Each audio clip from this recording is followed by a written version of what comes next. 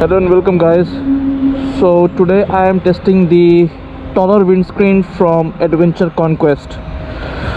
जो अपना stock windscreen आता है ADV 390 पे, वो बहुत शॉर्ट है. सो इट्स लाइक यहाँ से शुरू होता है and it will end up to here. It's just half of the size. इससे बिल्कुल हाफ साइज़ है वो. And the problem with the stock windshield is कि it creates a lots of wind noise post 90 kilometre per hour. अगर आप 90 से ऊपर चल रहे हो, बहुत ज़्यादा विंड नॉइज़ आती है और बहुत ज़्यादा हेलमेट टर्बुलेंस होता है. मेरा कहने का मतलब है कि जो विंड का फ्लो है वो डायरेक्ट आपके हेलमेट को टच करता है और उसकी वजह से हेलमेट सॉर्ट ऑफ एक हेलमेट टर्बुलेंस क्रिएट होती है और विंड नॉइज़ तो रहता ही है. सो अगर आपने नोटिस किया होगा, बाहर 790 एडवेंचर के दो मॉडल आते हैं, 790R और 790 नॉर्मल जो टूरिंग वाला है. तो जो R वाला वर्जन है उसकी जो छोटी सी विंडस्क्रीन है, KTM ने आई थिंक सेम उसी टाइप की विंडस्क्रीन यहाँ पे ADV 390 के लिए दी है, which is very good for off roading. अगर आपको ऑफ रोडिंग करनी है, आपको सैडलिंग करनी है बहुत देर तक, उस काम के लिए तो वो बहुत ही बेहतरीन है. बट अगर आपको at the same time touring करनी है उस विंडस्क्रीन के साथ में, तो वो बहुत इश्यूज़ क्रिएट करती है. मैं अपने दार्जिलिंग राइड पे उसी को यूज़ कर रहा था and I face lots of wind buffeting and you know high noise. तो on the other hand, this is a taller windscreen from adventure conquest. This is not mine. मैंने अपने फ्रेंड से ये बोरो किया है just to test this, so that अगर मुझे ये समझ में आती है तो I will also go for this one.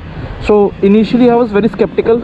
मैं बहुत डाउटफुल था कि ये काम करेगी या नहीं करेगी, but there are definitely some pros and cons. So अगर आपको सिर्फ टूरिंग करनी है 100 तक, 110 तक, तो ये डेफिनेटली बहुत बढ़िया काम कर रही है.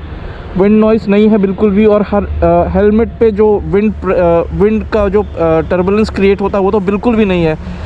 एंड हाँ, अगर आप 120, 130 तक जाते हो तो उसके बाद थोड़ा सा विंड नॉइज़ फील होना शुरू करता है. बट एट एनी स्पीड, मैं इसको आज अपनी बाइक को मतलब 150 प्लस तक लेके गया स्पीड पे, बट मुझे किसी भी टाइम ये फील नहीं हुआ कि हेलमेट पे विंड ब्लास्ट आ रहा है बहुत तेज़.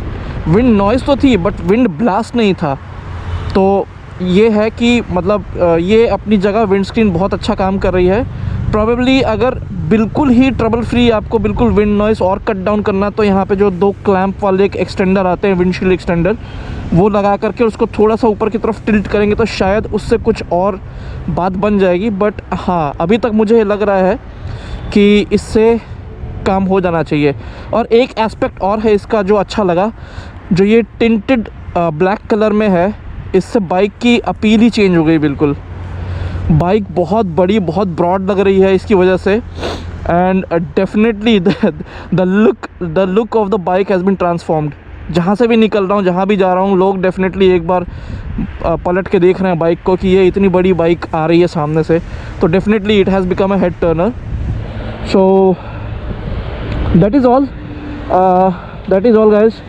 आई थॉट एक क्विक शॉर्ट रिव्यू बना दूं इसके ऊपर, कैसा है इसका परफॉर्मेंस, विंड कटिंग वगैरह कैसी है, नॉइज़ कितना कट कर रही है.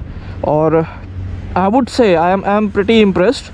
और टूरिंग इसेंशियल है एक तरीके का. अगर मुझे टूर करना होगा नेक्स्ट टाइम तो मैं छोटी विंड स्क्रीन तो नहीं प्रेफर करूँगा.